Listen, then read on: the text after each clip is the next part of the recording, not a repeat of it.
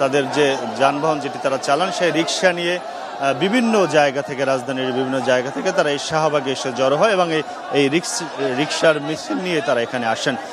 আর যেটি বলেছেন আসলে তাদের দাবি এটি শুধু তাদের প্রধান দাবি, তবে এই প্রধান দাবির সাথে তাদের আরও 7 দফা দাবি রয়েছে। সেই 7 দফা দাবি নিয়ে এই যে সকল রিক্সা বা পায়ে চালিত রিক্সা তারা এখানে এসেছেন। তারা দাবি করছেন যে ব্যাটারি চালিত যে রিক্সা সেটি চলতে পারবে না এবং একই সঙ্গে আরও 7 দফা দাবি তারা এখানে দিয়েছেন। তাদের মধ্যে সেই দাবির মধ্যে রয়েছে তাদের যে ট্রেড লাইসেন্স আছে সেগুলো নবায়ন করতে হবে এবং তাদের যে আরও বেশ কয়েকটি যে সুযোগ সুবিধা সেই দাবিগুলোর কথা তারা এখানে বলছেন।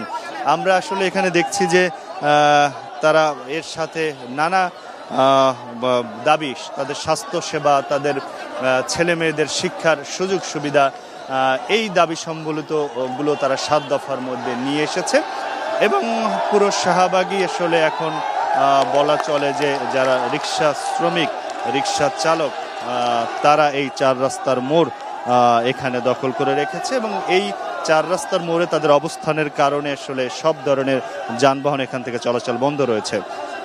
তারা একই সঙ্গে দাবি করছেন যে এই শেখ হাসিনা সরকার পতনের আন্দোলনে যে সকল রিক্সা চালক তারা আহত হয়েছেন, মারা গিয়েছেন, তাদের তালিকা প্রকাশ করতে হবে এবং তাদেরকে রাষ্ট্রীয় সহযোগিতার আওতায় আনতে হবে, এই দাবিটিও তাদের রয়েছে। তারা যে দাবিগুলো পেশ করছেন তার মধ্যে এর মধ্যে তারা আরও একটি দাবি করেছে, যুক্তরাষ্ট্রের শ্রমনীতির যে রিক্সা চালকদের যে মর্যাদা দেওয়া হয়েছে সেরকম দাবিও আসলে তারা উপস্থাপন করছেন। যেটা আগেও বলেছে, তাদের স্বাস্থ্যসেবা, ছেলেমেয়েদের লেখাপড়া, বাসস্থানের ব্যবস্থা করতে হবে, সেই দাবিও রয়েছে এবং তারা যে কাজ করে থাকেন সেখানে প্রবেশ করার ক্ষেত্রে একটি বয়সেরও সীমা তারা নির্ধারণ করে দেওয়ারও দাবি করছেন এবং যারা দীর্ঘদিন রিক্সা চালাচ্ছেন সেই বয়স্ক চালকদের পূর্ণবর্ষণের আওতায় আনার দাবিও রয়েছে। তাদের এই যে সকল দাবিগুলো তারা উপস্থাপন করছেন, যে দাবি নিয়ে এখানে এসেছেন। টাইলক্স, যার অ্যান্টিব্যাকটেরিয়াল এজেন্ট টয়লেটের কোনায় কোনায় পৌঁছে 99% জীবাণু ধ্বংস করে। টাইলক্স টয়লেট ক্লিনার, ক্লিন মানে টাইলক্স।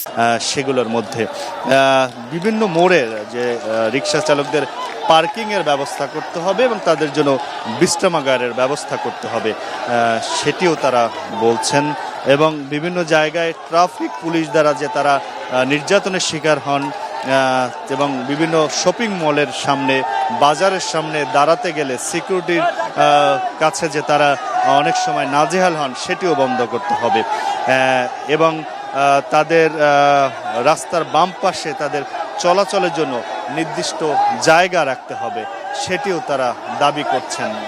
এইখানে যারা এসেছেন তারা এই সকল দাবি নিয়ে রাজধানীর বিভিন্ন জায়গা থেকে এই রিক্সা চালকরা এখানে এসে উপস্থিত হয়েছেন।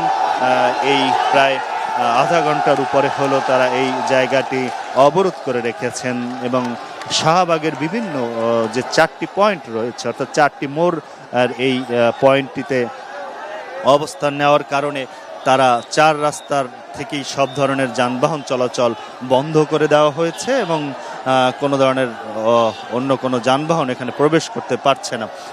তার ফলে শাহবাগের সাথে সকল জায়গার যোগাযোগ আপাতত বন্ধ রয়েছে।